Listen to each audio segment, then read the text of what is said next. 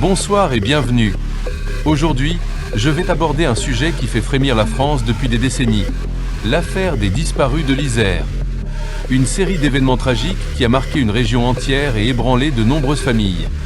Entre les années 1980 et 1990, plusieurs enfants ont mystérieusement disparu ou été retrouvés morts dans des conditions effroyables. 30 ans plus tard, ces affaires non résolues restent des blessures ouvertes pour les proches et elles continuent d'interroger la justice et la société. Tout commence en 1983 avec la disparition de Ludovic Janvier, un enfant de 6 ans. Ludovic s'évanouit dans la nuit alors qu'il rentrait chez lui et malgré les recherches, il ne sera jamais retrouvé. Ce drame n'était que le premier d'une série d'affaires terribles. Au cours des 10 années suivantes, au moins 9 autres enfants, âgés de 5 à 16 ans, vont disparaître ou être retrouvés morts dans des circonstances mystérieuses.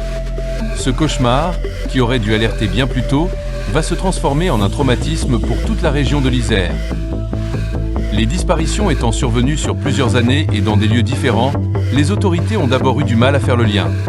Les questions ont tardé à émerger, et ce n'est que petit à petit que les enquêteurs ont envisagé la possibilité d'un lien entre ces affaires. Mais l'enquête va être marquée par les erreurs et les faiblesses. Les moyens techniques de l'époque étaient limités. L'ADN, par exemple, n'était pas encore une méthode d'identification courante, ce qui va laisser des indices inexplorés.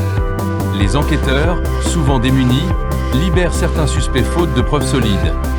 Des pistes sont négligées, des erreurs judiciaires se multiplient. Certaines de ces affaires sont particulièrement marquantes. La disparition de Cédric Labrousse, 10 ans, retrouvé noyé. Fabrice Ladoux, 12 ans, dont le corps n'a jamais été retrouvé.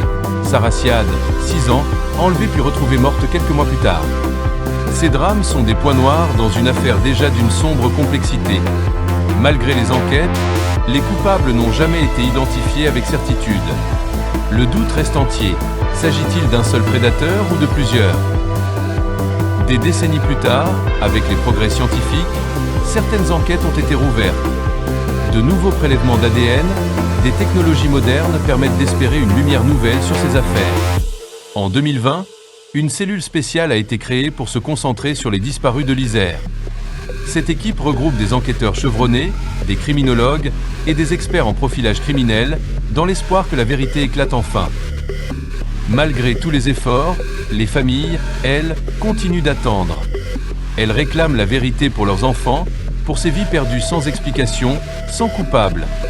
Ce traumatisme collectif, cette série de disparitions, est aujourd'hui le symbole des failles de notre système judiciaire et du long chemin qu'il reste à parcourir pour protéger les plus vulnérables.